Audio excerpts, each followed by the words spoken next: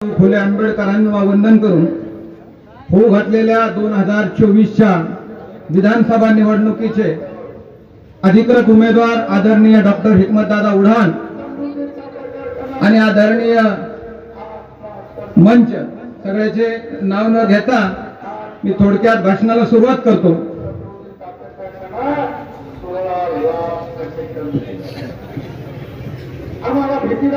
विद्यमान आमदाराच्या संदर्भात 1-2 मिनिटात मी सांगणार आहे आपल्याला आणि त्यांच्या चेहऱ्या चपाट्याच्या बाबतीत सांगणार आहे।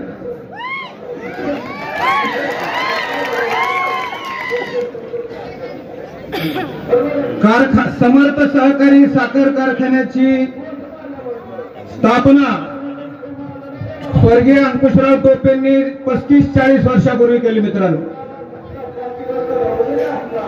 40 वर्षापूर्वी समर्थ सहकारी साखर कारखाना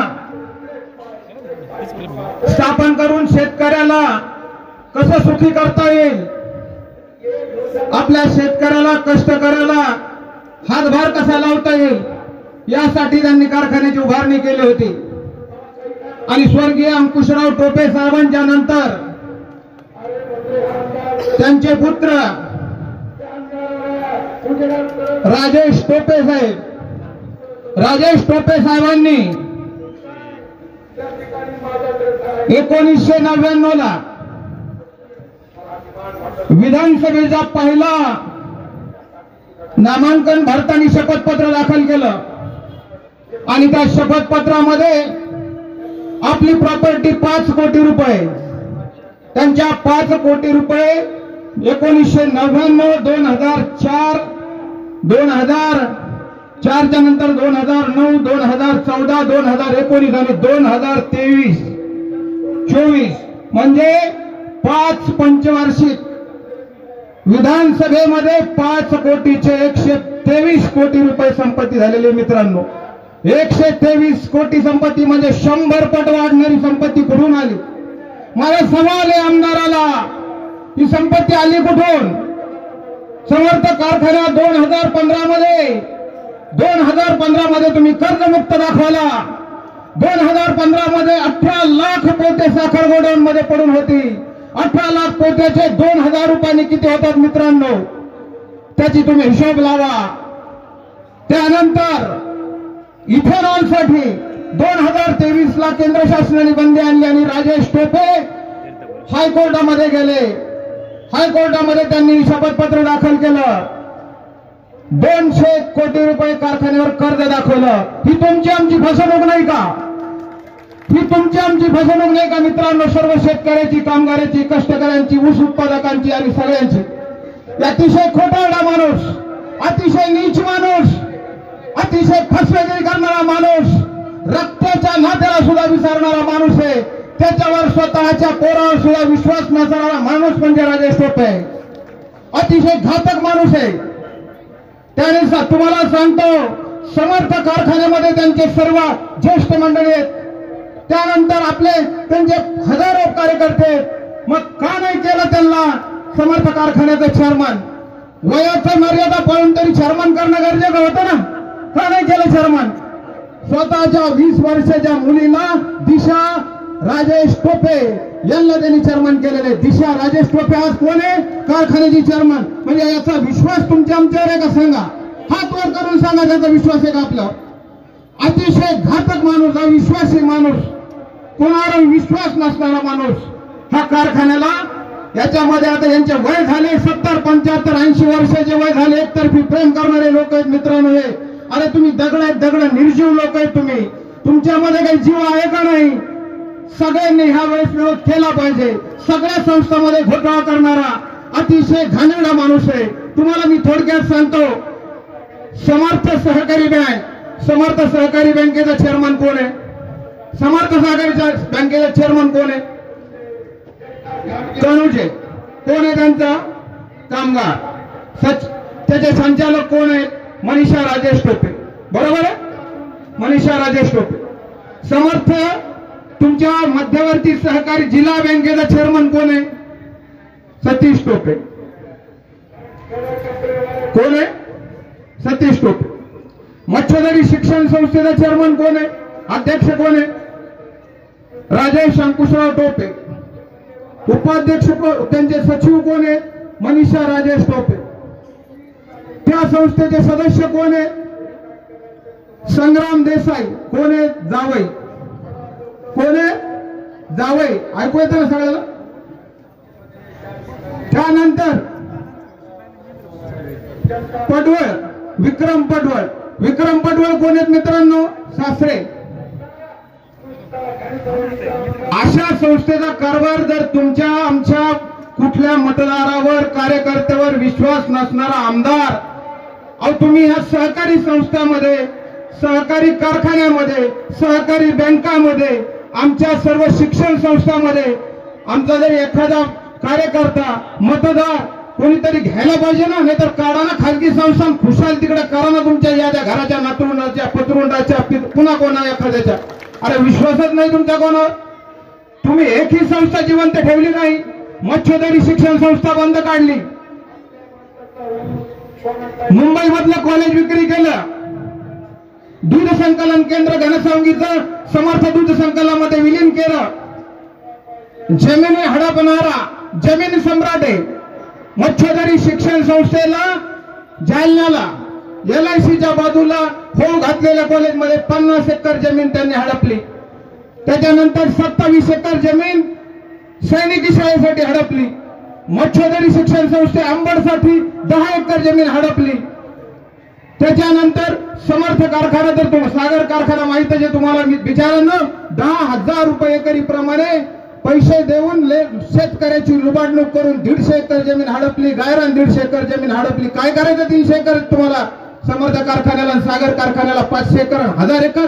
आमच्या हिकमत दादाचा कारखाना 10 एकर मध्ये होतो, तुम्हाला 1000 एकर पाहिजे का? लाज वाटायला पाहिजे तुम्हाला. अरे तुम्ही नुसता तुमच्या स्वतःच्या प्रेमा, तुमच्या बाकीच्या याच्या स्वार्थासाठी जर लोकांची पिळवणूक करीत असाल तर यापुढे मित्रांनो सहन करू नका. आतापर्यंत आपण सहन करत आलेलो आहोत. आमचे मित्र दादा सर्व गोष्टी बोलतील. मी थोडक्यात आपल्याला सांगतो.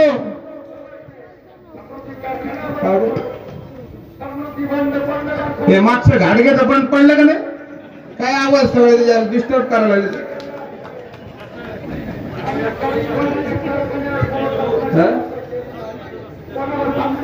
हा ना, वाजायला लागलं उगाच. काय काय वाजायला लागलं? मला लय जोर आला का त्याला? हे बघा मित्रांनो, तुम्हाला मी सांगतो, राजेश टोपेंच्या पराक्रम सांगतो तुम्हाला मी थोडक्यात.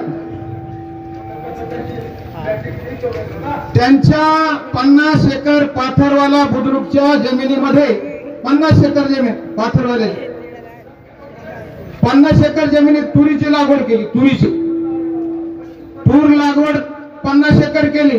त्याचं उत्पन्न किती यायला पाहिजे? तुरीचं उत्पन्न किती यायला पाहिजे मित्रांनो? छातीवर हात ठेवून सांगा. चांगला एकदम हुशार शेतकरी, अभ्यासू शेतकरी. आता तिथे काय मळी बिळी भरपूर असेल समजा, टाकायला मळी आहे, कारखान्याचं शेणखत आहे, जनावरांचं भरपूर शेणखत आहे. तर या मळी किती पाहिजे? किती यायला पाहिजे ऍव्हरेज तुरीचं?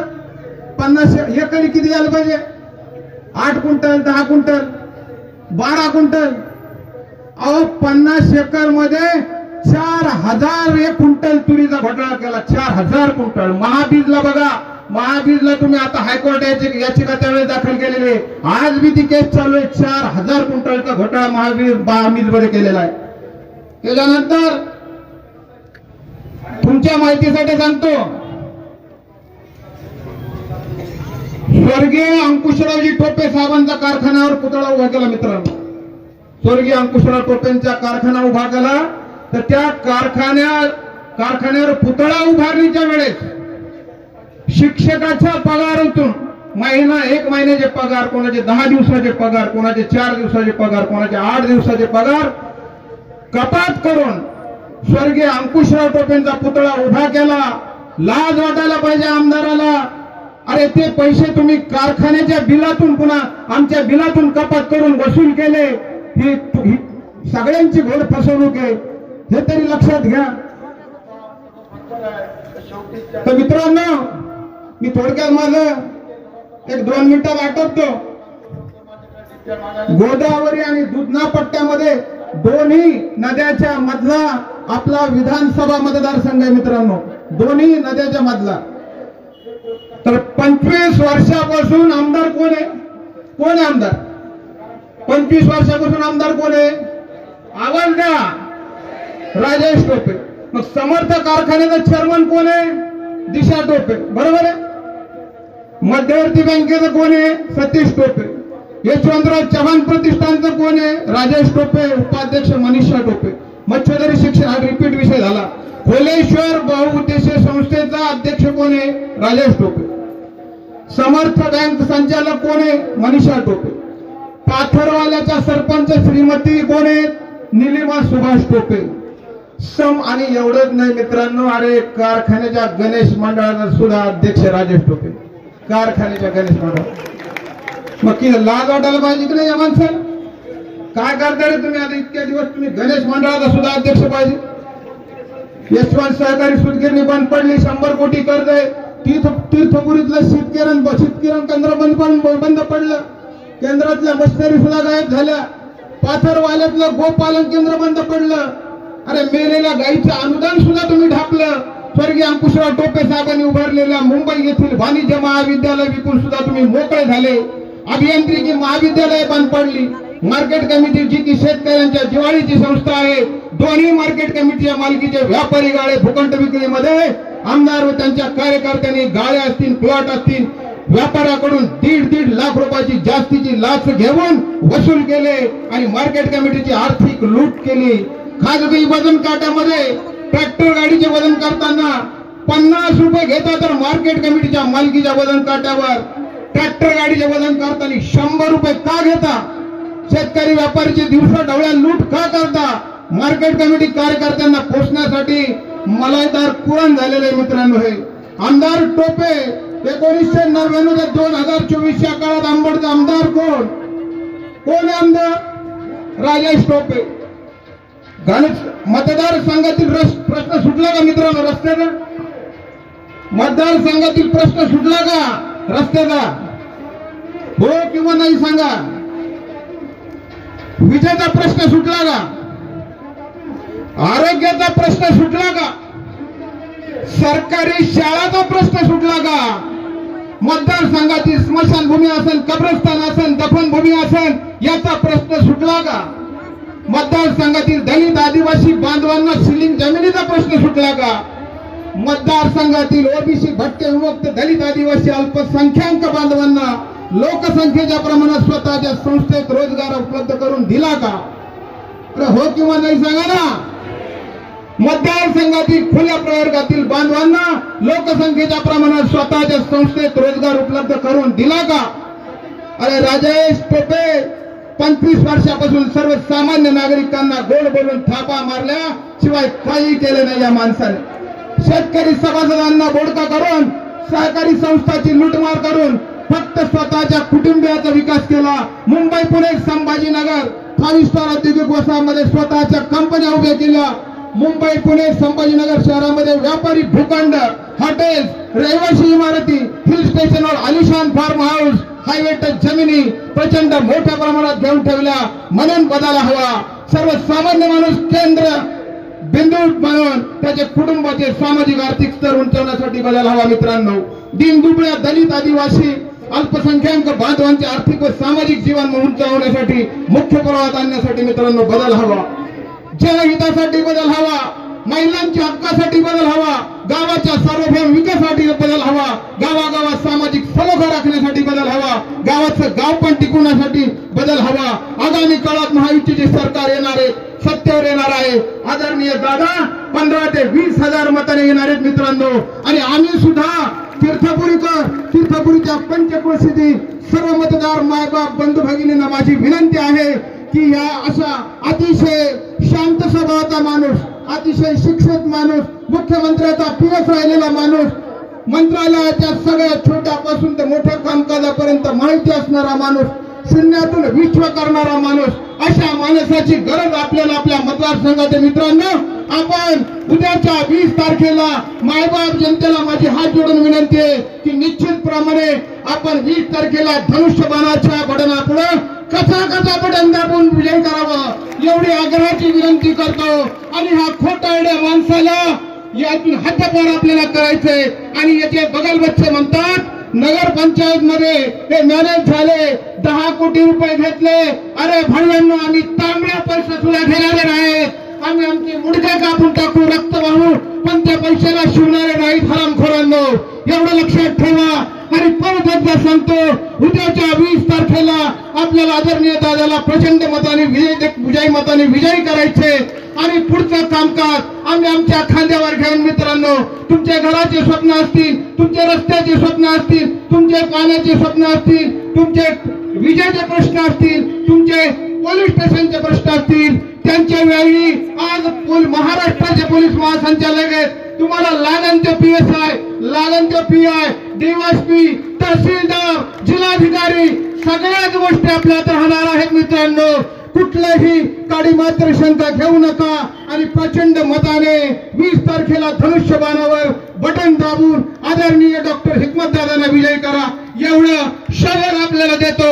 हात वर करून सगळं आपण विजयी करणार आहेत का? सगळ्यांचा आभार, धन्यवाद, जय हिंद, जय भारत।